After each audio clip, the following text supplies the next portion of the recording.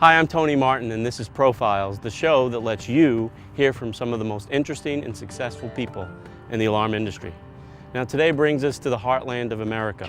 We're in Davenport, Iowa, to meet with the President and CEO of Permar Security Services, Mr. Mike Duffy. I'm excited to be here. Let's go meet Mike.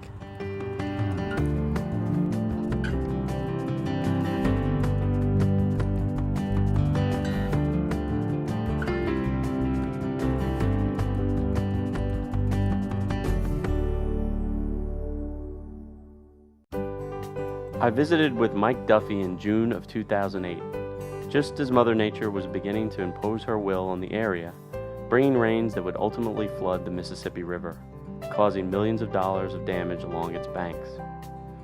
Despite the events that were unfolding around us, Mike was kind enough to take time out to give me a tour of downtown Davenport. We talked about how Permar was founded in 1953 by his parents, and how important the Davenport community has been to the Duffy family. Mike, first I'd like to thank you for allowing me into your home. Well, thanks for coming, Tony. Now, we talked earlier about the origins of Permar. Tell me about your business today. Permar today is the same company it really was in 1953. We just have a lot more employees and a lot more customers. As far as our values and roots and the way we operate the business, nothing's changed. We take care of customers and employees, and we figure the financial results will take care of themselves if we take care of the first two. Tell me about your business. What types of customers do you have? What kind of projects do you work on? Being out here in the heartland and operating in the Midwest the way we do, we don't have the benefit of being real selective. We take care of everything from having a security guard watch concrete dry to trying to do a nuclear power plant camera system. So we provide customers all kinds of, from small burglar alarms, residential and commercial, to high-tech access control and video systems. We do anything. You have over 40,000 customers. It's tremendous.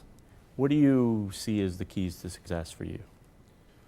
I think what you have to do with a customer is the same thing you'd want done with yourself. Take care of the customer the way you'd want to be taken care of, and hopefully we're responsive to any customer needs. And if we are, we continue to grow and get referrals. If we're not, we don't get the referrals. I know that you're obsessed with customer service. Our employees would tell you that I'm too obsessed with it. So, and that resonates throughout your company. How is that?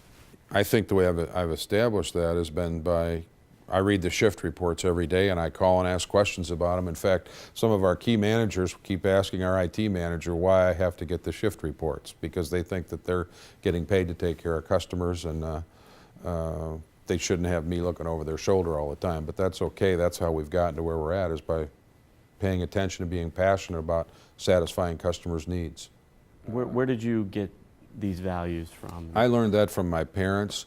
My mother years ago used to tell me at the kitchen table that if you don't take care of the cow, there won't be any milk to argue about. So when you're in a family business, you always got to take care of the cow, or there won't be any milk to worry about. Now, when you took the reins over, what was your focus? The focus I had at the time was to diversify the business both geographically and service-wise. We were primarily a detective agency that had a security guard service, and we had gone in the alarm business in 1968, but we had one customer that represented 60% of our volume.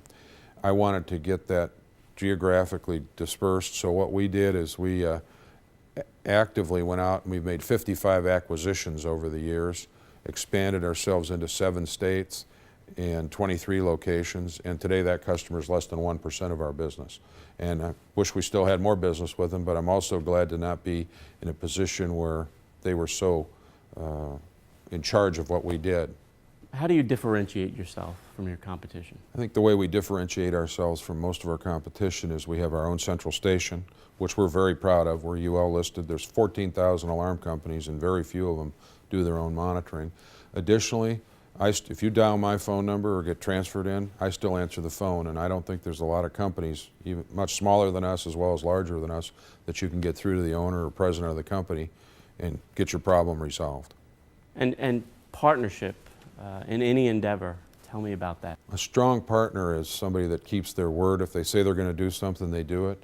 And I've always found Honeywell people to be strong partners. How has Honeywell contributed to the success of Permar over the years? I think Honeywell has always been a great vendor vendor partner.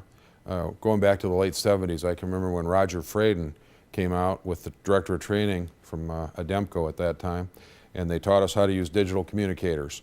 Going beyond that, in the mid-80s, Ben Cornett, Tom Polson used to come out, drive around and go through National Guard armories.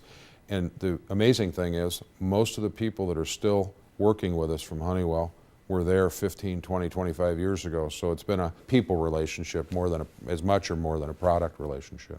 Not about the widgets, about It's really about the solid people, relationship. because I think that Honeywell and the people I know and have dealt with do the same thing for us as a customer that we try to do for our customers. If we call them and have a problem, they get people out or they do what they can to fix it.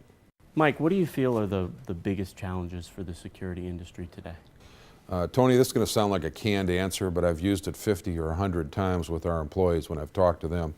I think change, resistance to change, a bigness mentality, and educated customers are the biggest challenges we have in this industry.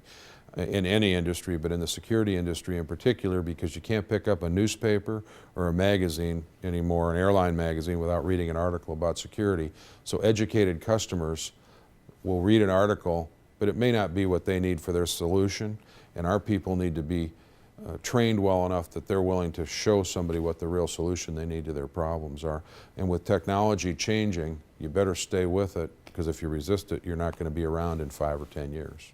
Mike, tell me about the future of the alarm industry and where technology is going. And Well, as everybody knows, I think technology continues to change. In fact, it scares me sometimes, because I installed alarms at one time, but I'm not sure I could go out and handle some of the high technology systems we have today. But fortunately, if good people, if you take care of them, they can serve the customer's needs.